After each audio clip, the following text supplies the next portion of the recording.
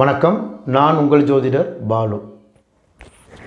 ஒரு பெண்ணின் ஜனனகால ஜாதகத்தில் சிம்ம லக்கணம், விருச்சக ராசி,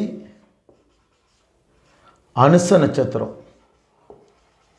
அனுசம் நட்சத்திரம், இந்த சிம்ம லக்கணம், விருச்சக ராசி, அனுச நட்சத்திரத்தில் பிறந்தவர்களுக்கு பெரும்பாலும் திருமண வாழ்க்கை சிறப்பாக இருக்காது.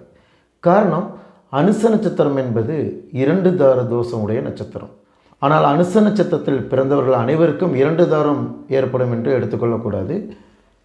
சிம்ம லக்கணம், விருச்சக ராசி, அனுச நட்சத்திரமாக இருந்தால் அவர்களுக்கு பெரும்பாலும் திருமண வாழ்க்கை சிறப்பாக இருக்காது.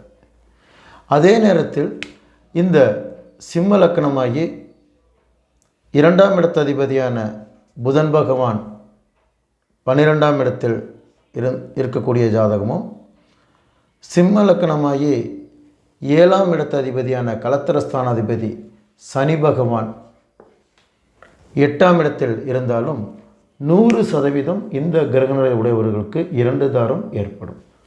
நன்றி. வாழ்க வளமுடன்.